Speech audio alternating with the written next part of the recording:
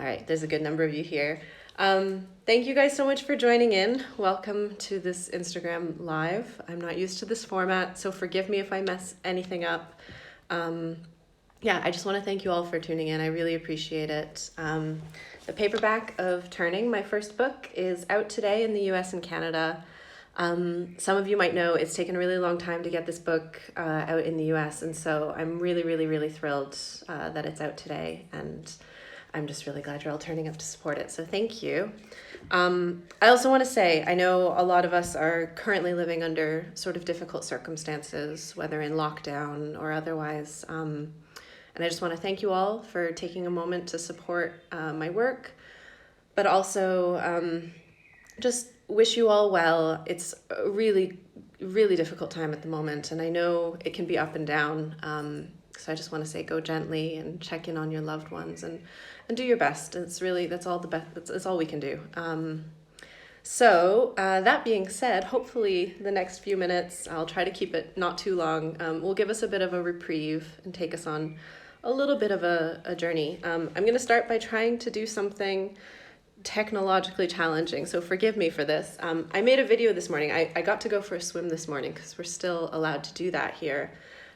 So I thought I would take you guys with me. I will do my best to make the technology work, and forgive multiple screens. There might be a small reflection, but we'll give it a go.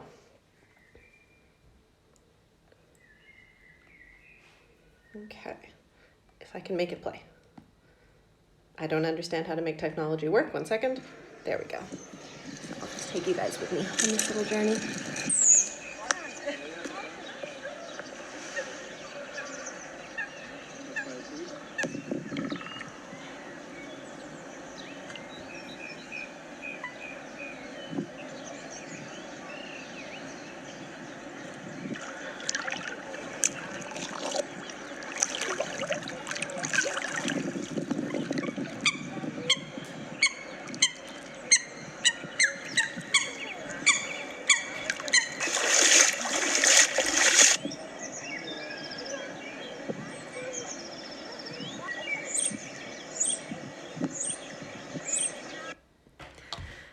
Okay, that worked.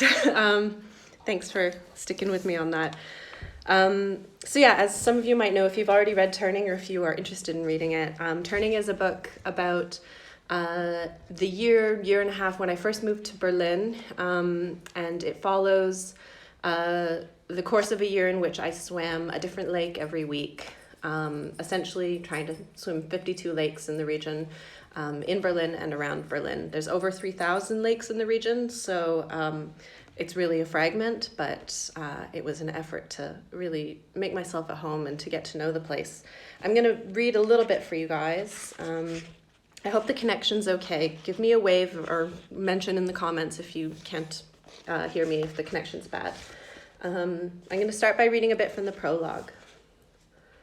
It slips over me like cool silk, the intimacy of touch uninhibited, rising around my legs, over my waist, my breasts, up to my collarbone. When I throw back my head and relax, the lake runs into my ears. The sound of it is a muffled roar, the vibration of the body amplified by water, every sound felt as if in slow motion. Above water, it is entirely light. The sun pours over the tips of the forest, washing the surface of the lake in warmth. I feel it on my face, warm in the air, as I lie afloat. Eyes open, there is only blue, no clouds. The edge of my vision is framed with pine, its golden pollen thick in the air. Soon I will roll onto my front and submerge the rest of my body. I'll pull broad, arcing breaststrokes underwater, coming up between them for breaths. I'll feel the slight pressure on my palms as my arms sweep outwards, the gentle thrust of my legs as they spread and join again, the movement elliptical, repeated. Limbs stretched wide and then tight to my body again, my stroke as concise as a water strider dancing at the lake's surface. But for a moment, I stay on my back, moving at the border between air and water.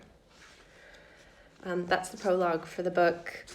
So when I first started working on this project, I had been living here for some time, for a few months, and I'd been swimming really often, and it was a complete sort of game changer for me. When I moved here, I hadn't really known much about Berlin beyond the sort of obvious bits of history. And the big thing I didn't realize was that it was a city that was just surrounded by lakes and cut through with water all the way through. So I'm sorry if you can hear my dog playing with his toy there. For me, it was a really, I guess, like exciting and intimate and I guess engaging way to get out into the landscape and to connect with the place, because I was essentially in a position where I didn't really know that many people. I spoke a little bit of German, but I felt really rootless. I didn't really necessarily feel like I was at home. Brisket says hi. And so, yeah, I came up with this list of lakes, and it had about 130 lakes on them, which was not realistic. I was trying to finish a PhD at the time. So I thought, okay, once a week I can manage that. And I can spread it out throughout the year. I'm someone, as many of you know, who likes to swim in winter. So it was essentially just digging in for a whole year to do this thing. What was really profound for me about the experience was that I sort of had to force myself, I guess, beyond my natural boundaries. For a really long time, I was afraid of swimming. I was afraid of just being in fresh waters, and in some sense, afraid to get out and do things like this on my own. I think I always had this idea that I wanted to go on great adventures and didn't really think that it was something that I could do. But when I came up with the Lakes Project and I was living here, it suddenly seemed quite simple, because it was just a matter of getting on a train and going swimming, or riding my bike to a lake and going swimming. And that was enough, and that could be enough.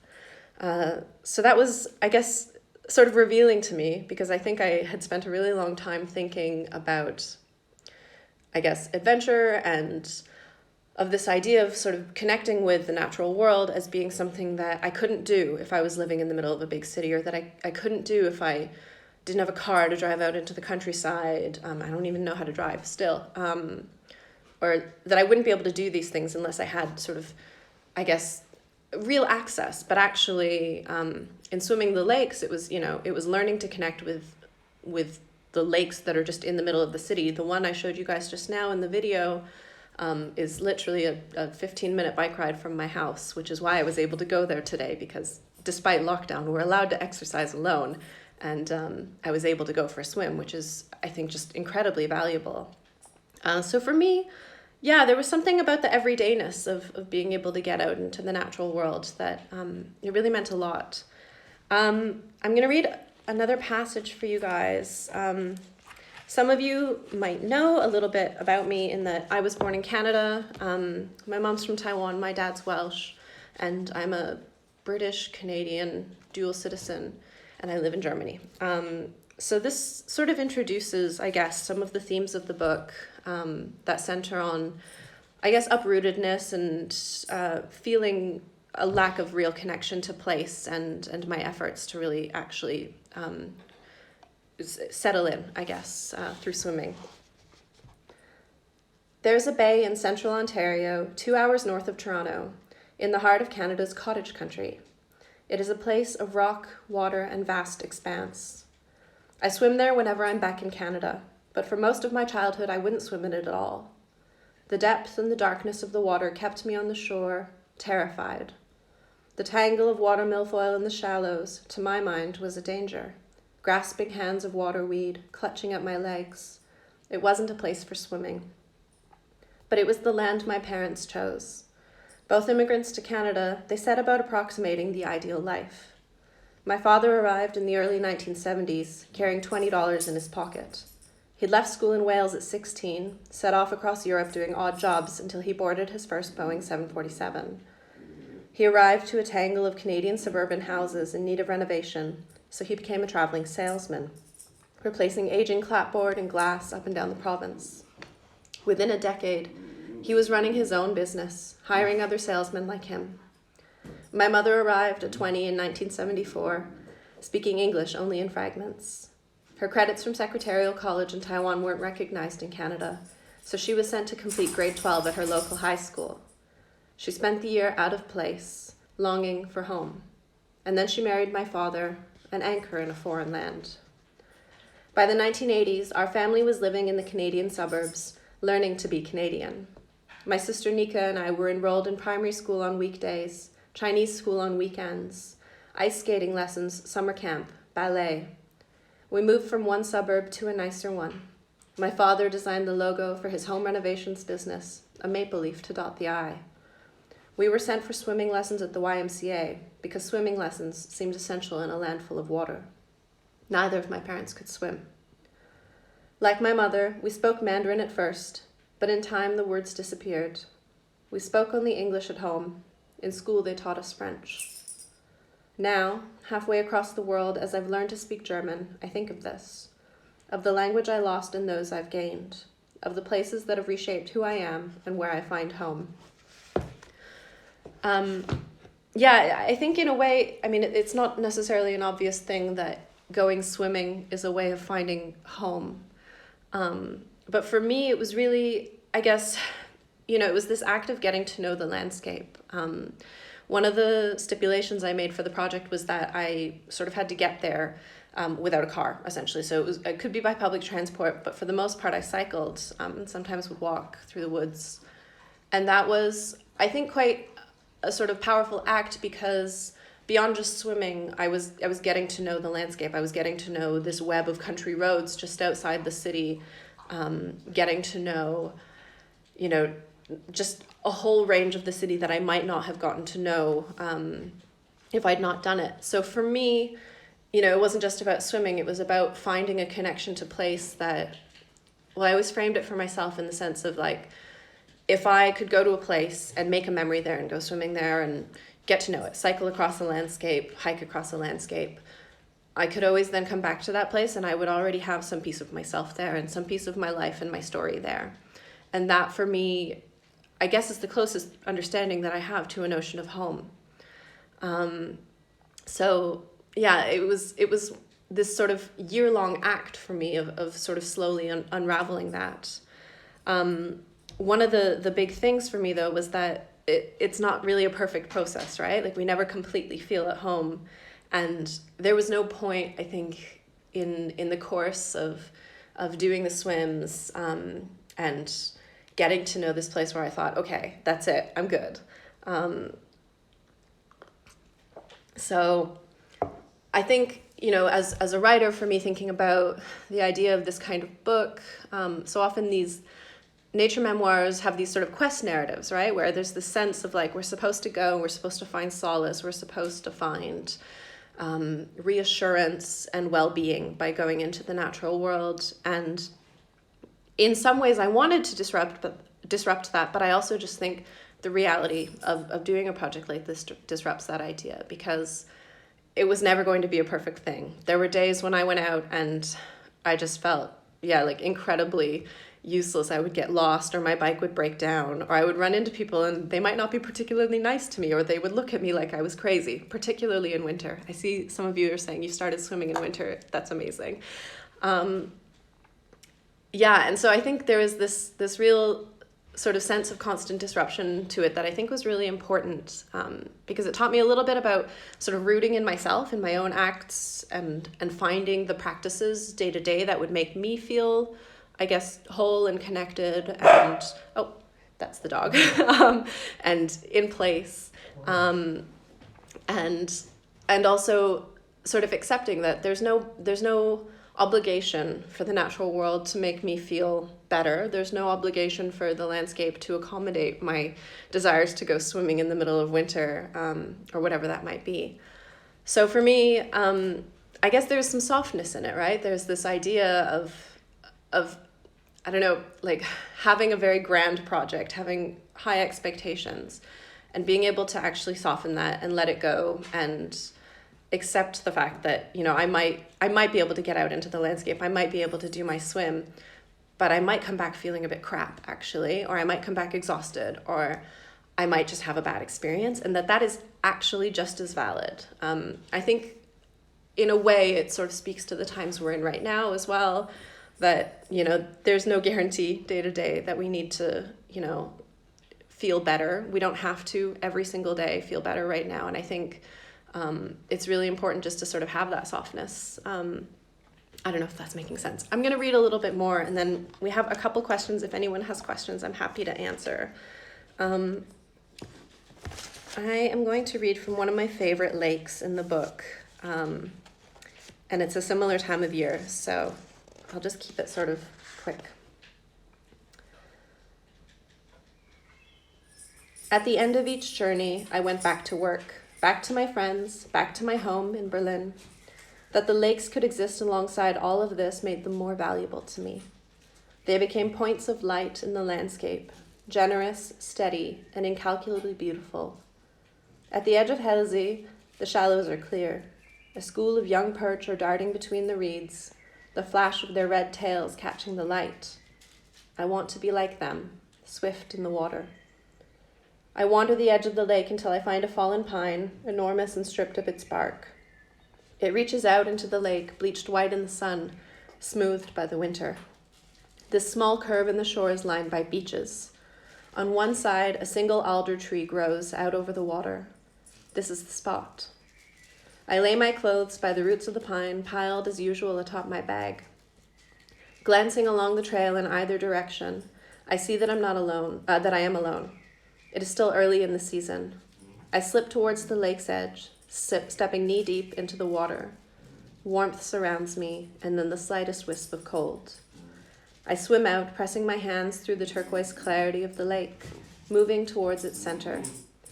From here, I can see the line of Helsey as it curves and narrows on either end. The water rounds a corner and disappears behind the forest. I linger here, afloat and watching the trees. Feeling the depth of the lake beneath me, I slip onto my back. I watch the sky, sensing the cool of the water as I move through it. Suspended, I drift home. Sorry for the squeaking. The dog decided to get a squeaky toy out. I don't want to ramble too much. I know you guys all have sort of busy lives and things to be doing, lots of Netflix to be watching, and there's new Terrace House today, so I mean, really, we should all be doing that. But I have a couple questions here that people sent in.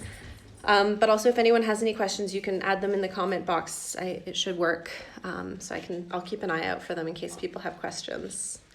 So the first question I have is from Saskia, who asks, does lake swimming help you reconcile life and death? I'm forever thinking about corpses in lakes. So this question is terrifying, but also, how do I put it? This is a thought that is in the background of the entire book. So one of the things I talk about early on in the book is that I grew up really terrified of lakes. I wouldn't go in them. I just thought they were the most horrifying things in the world. Which, I mean, if you've ever stood as a kid, I think looking into a dark lake and there's like fallen trees and logs inside. For me, as a child, I would look at that and just think like alligators, monsters, I'm not getting in there. That is the worst thing in the world. And it stayed that way for like a very long time. It took me a really long time to even get comfortable with swimming and in fresh water and to get over that kind of fear.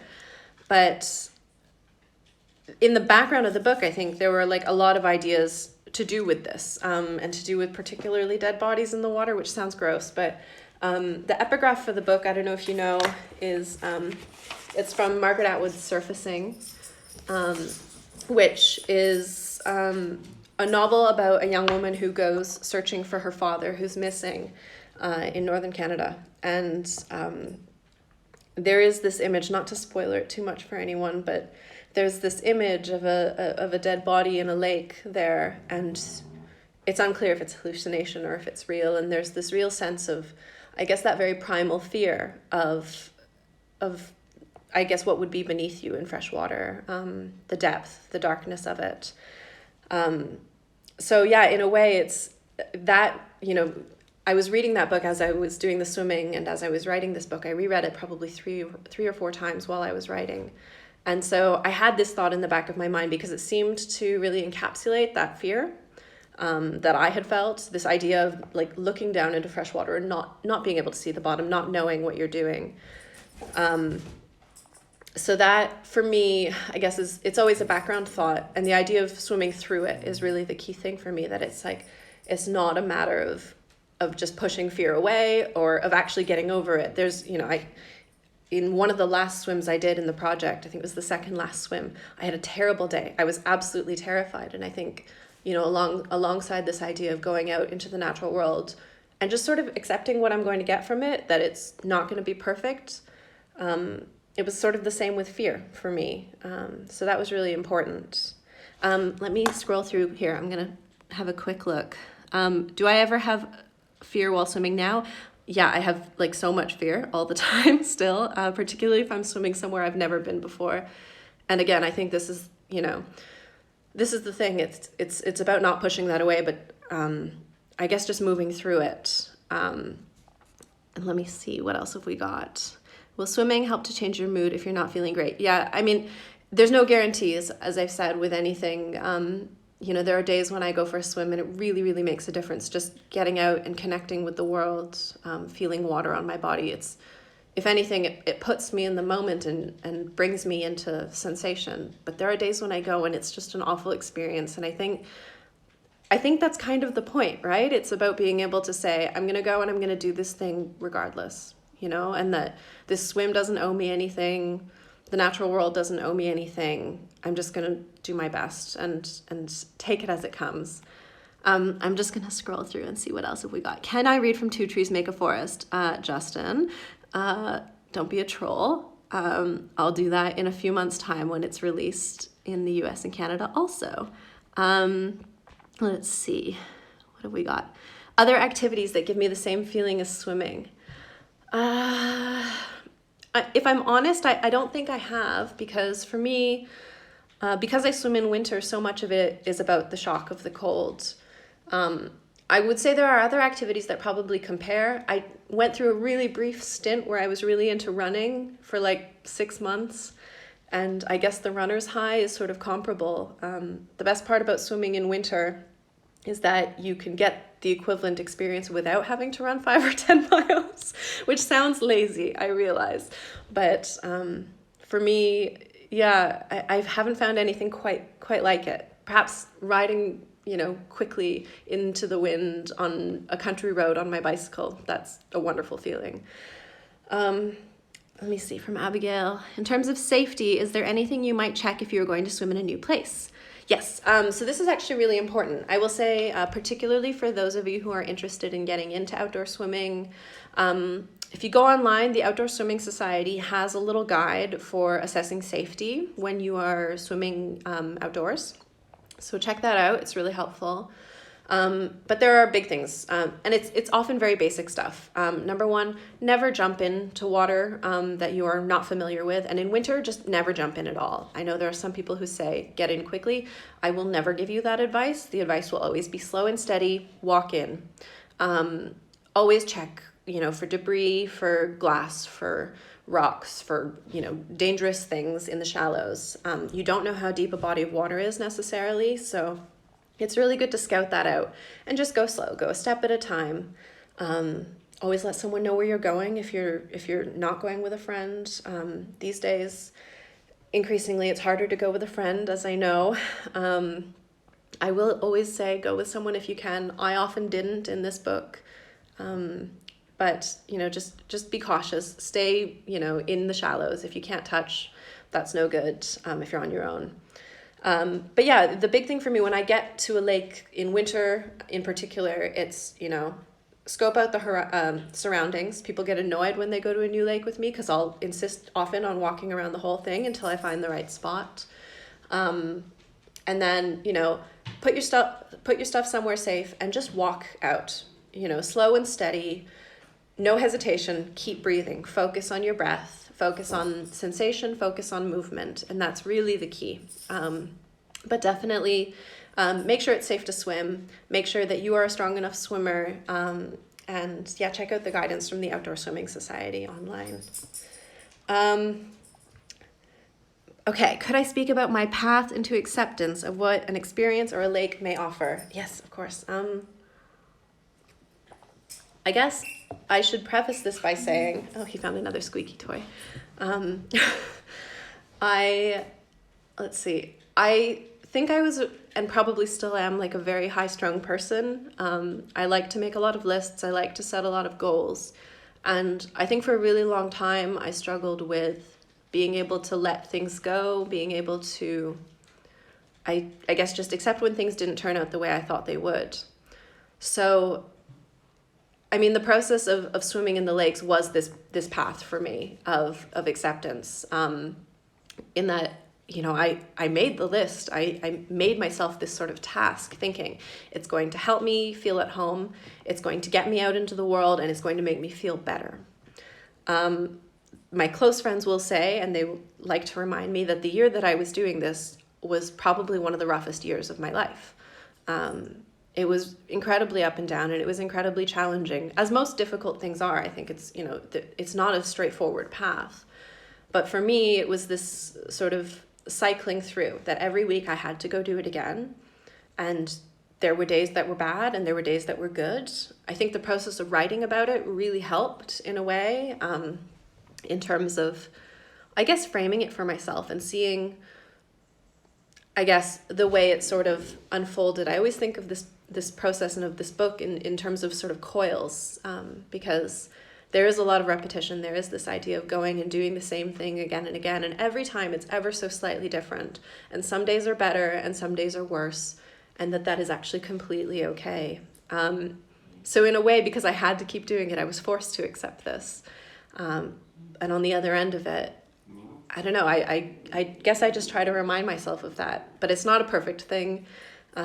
If you've looked at my second book at all, you'll know there are times when I, climb mountains and try to make myself feel something, good, and I feel something terrible. And that, I think that's just human condition in a way, but to approach it with softness. And this is, again, the advice I'm going to give to everyone just in general right now, going through everything we're going through, that, just be gentle with yourselves. It's not going to be perfect, and that's okay. Let me have a look and see if there are any other questions. How many different Berlin and Brandenburg lakes have I swum in now? I think I stopped counting a while ago, but when I did stop counting, I was at about 146. So yeah, I think a lot. I don't know. And now I kind of just go to my favorites. So I feel like I should explore more. But yeah, once you have your favorites, it's hard to want to go to any other place. And there's a real sense of familiarity in returning, which I think is, again, going back to that idea of home and security in a place. Do I prefer swimming on my own or with friends? It's a tough one. I will say probably most of the time I prefer swimming on my own, but there's nothing like a swimming friend. Like, I feel like swimming is one of those things for me where it's like, I can't just go with anyone. I can go with people who I think get it on the same level as me, in the same, not to say that, it's a different level, but it's, how do I put it, who are looking for the same thing from their swim as I would be. So, I have trouble, for example, if I'm going with people who want to like sit and party and drink beers by the lake. I can't really do that. But for someone who's going to go and swim and notice the water and notice the shoreline and notice these really small things with me, I find that really powerful. And I have a few friends who I do that with, and it really means a lot. So, yeah. Thank you guys for tuning in, to those of you saying thank you to me. I mean, I really, really appreciate you all being here. Yeah, let's see. A new scary thing I want to do next. I really don't know. I've actually been thinking about this a lot. I should say I made myself, I don't even know where I put it. I made myself a Post-it note with all of the things I want to do if I am finding myself with extra time during this lockdown period. But I don't think any of them were that scary. I think it was like, I would like to improve my Mandarin. I should probably improve my German.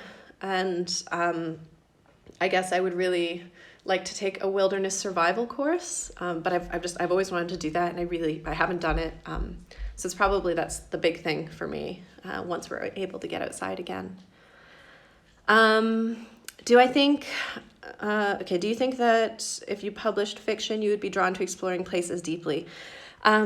Yes, some of you might know I've been like toying around with writing fiction and not succeeding at it very much. But for me, I think it's always the sort of, I guess, the language or the lens through which I approach something.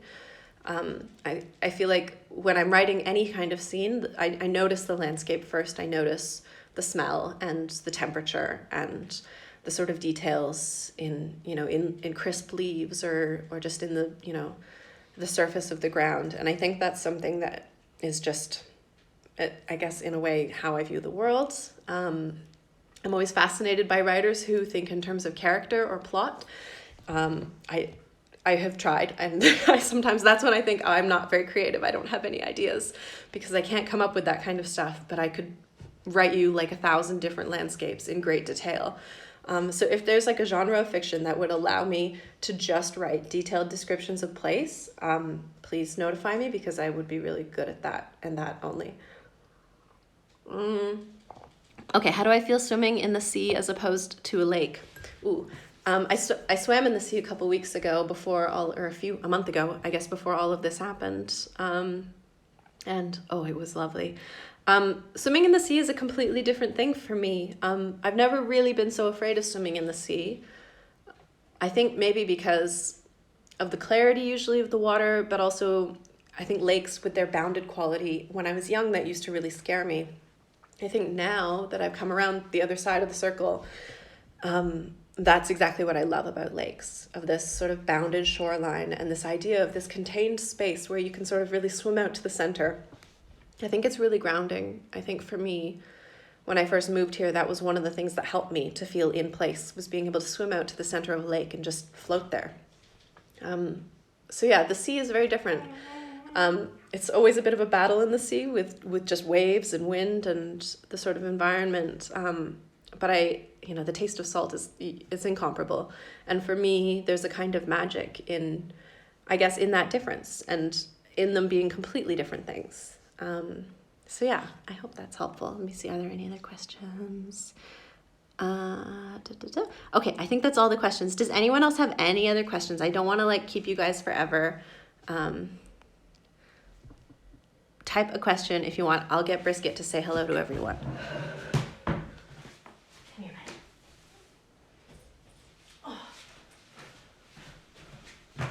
This is my baby, and he would really, really love it if you would help support his kibble eating by purchasing a copy of Turning for your friends or family. Any other questions? I'll give you guys a minute or so to formulate them, and then if not, then we can wrap it up and you guys can go be free. I see you're all just here for Brisket.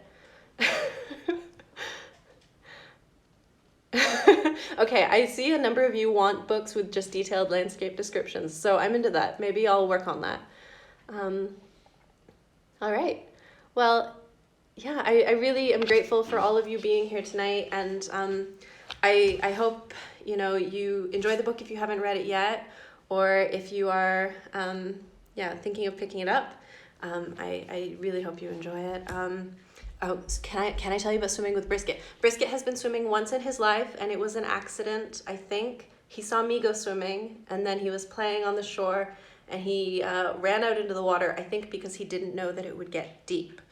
That was his first swim, and it was in January, so it was cold.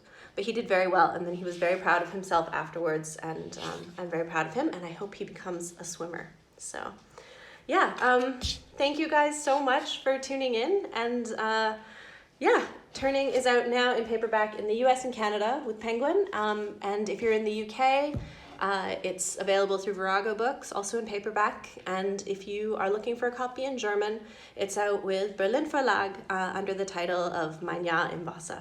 So, I wish you guys a good evening. Go gently, be kind to the people around you, and, check in with your loved ones. And, I hope you all stay well. Thank you guys so much. Good night.